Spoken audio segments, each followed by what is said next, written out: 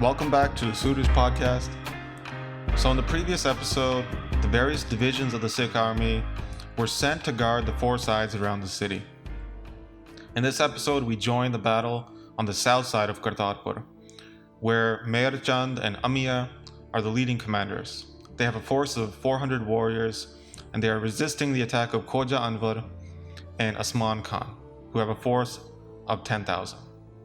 So this force is now approaching the southern wall of Kartarpur, shooting their rifles and shooting off arrows, but the Sikhs are suppressing them with rifle and bow fire as well. So Usman Khan is there shooting arrows, but he's there also with Khoja Anvar, the idiot, who previously was beaten down in the court of Guru Hargobind. Now he's shamelessly come back after the Sikhs who had mercy on him and spared his life. Both of these commanders are enraged, laying the assault on the Sikhs on the southern side in a fierce firefight with rifles roaring like thunder. The bullets of the rifles were smashing the warriors' heads, smashed in like they were clay pots. The Turks were making great progress here, and they were closing the distance in battle. Both lines now of the forces were face to face, cutting each other down with their swords, yelling, "Kill, kill." Some were being impaled with spears. Some other warriors had their heads chopped off clean, which were rolling around on the battlefield. Many warriors were now being injured. The blood was being soaked into the ground. Usman Khan was devastating the Sikh forces with his arrows, and the Sikh army on the south side were now being pressed back. A messenger then quickly went to tell Guru Hargobind about this. Guru Hargobind then ordered Bidhi Chand, who was still standing by. He had not yet gone up to the north side. He told him to go and give support to the south side. So Bidhi Chand quickly then rides down, and approaching that area, he begins to shoot his arrows. He first goes to help where Amiya was, whose forces were being extremely pushed back. Bidhi Chand was shouting out to the Sikh warriors, telling them, "Place the Guru's strength in your heart, and use that to kill the Turks." With his yelling and support, he inspired the troops, who were now fighting with much more vigor. Bidhi Chand all the while was shooting out arrows. Hitting his mark all the time, he was just devastating the Turk lines, who were eventually pushed back, who were not able to push the Sikh forces anymore. And when Khoja Anvar saw this, that their forces were now being pressed back, he sees that it's because of Bidhi Chand, who has now joined the forces and who is providing additional support, giving his troops courage to press harder. Khoja Anvar saw Bidhi Chand and recognized him immediately as a senior Sikh of the Guru. He also realized that it was in previous episodes where Bidhi Chand was the first to beat up Khoja Anvar in the court of Guru Hargobind. So Khoja Anvar, he now wants to surround Bidhi Chand. So he took Usman Khan with him to attack that area, and they had laid some rifle fire on the Sikhs. The Sikhs now had regrouped, and they were all fighting together as a unit again. Bidhi Chand was continuing to shoot down countless Turks, his arrows striking so hard they were going clean straight through the enemies. So when Khoja Anvar was close enough to Bidhi Chand, he starts to yell out at him. He says, "It was you who disrespected me in the court of Guru Hargobind, beating me, and now I'll get my revenge. So now give up any hope that you will live. After killing you, we'll capture your Guru, we'll loot the entire city, and then I will regain my honor.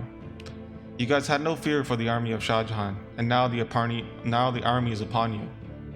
You shouldn't have done what you did to me, and now I'm here to enact my revenge." Bidhi Chand hears this and replies, "Guru Hargobind is a remarkable warrior, like a lion, and you are like countless deers that he has killed. He's already had massive elephant-like warriors come attack him, like Lala Beg and Kambar Beg. He's had Mughal Khan and Abdul Khan Pathan warriors attack him, and now they're all sleeping the long sleep of death. If a deer wakes up a tiger, that deer's life is not spared. So now you've come and woken me up, and now all of your men will die. I won't let you go no matter what you try, but if you want to live, then you should probably run away." Listening to this, Khoja Anvar was even more pissed off. He pulled back his bow and shot off an arrow at Bidhi Chand, which hit Bidhi Chand's saddle. Bidhi Chand then saved his horse. He maneuvered it around in all various directions. He then placed a very large arrow in his bow. He placed it in the arrow shelf. This is where the arrow sits as it's being pulled back before being launched.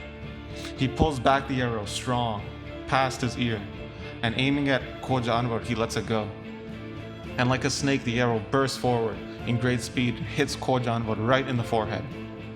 The arrow hit its mark. It went right through the front of his forehead, and the back end of the arrow was just stuck a little bit in the back part of his skull. So the arrow was hanging out from the back of his head. But the arrow went clean right through his forehead, right in between his eyebrows. It was as if he had a beautiful red tilak on his forehead. Or it was as if somebody placed a very, very carefully placed a beautiful pomegranate flower on his forehead. It was as if a baby sterling bird was sitting on his forehead with his mouth open, ready to eat. Or it was as if Bidhi Chand had made all of his rage into one red ball and placed that red dot on his forehead, Khoja Anvar's forehead. So Khoja Anvar then fell heavy to the ground like vicious winds taking down a heavy tree in a storm. The Turk army saw this, that their commander had been taken down, and now their spirit was broken. Many of them ran away. The Guru's army then sprung upon them, cutting them into pieces with their swords, impaling them with their spears, even chasing down those fleeing in the battlefield and chopping them up too. Osman Khan also saw that his army now had been defeated, so he also had left. Bidhi Chand was able to bring about this change of momentum on the south side, placing the Sikhs in a good position now, before heading back to Guru Hargobind. Upon reaching Guru Hargobind, he tells him about how he killed Khoja Anvar, sending him to heaven, and how the Sikhs were now well set on the south side, with the cries of victory being heard there. So this is how chapter 23 ends.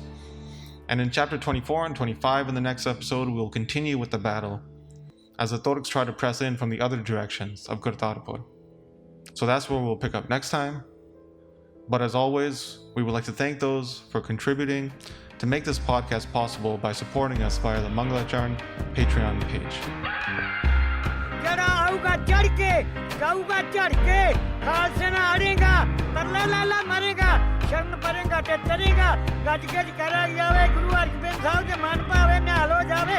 Sat Sri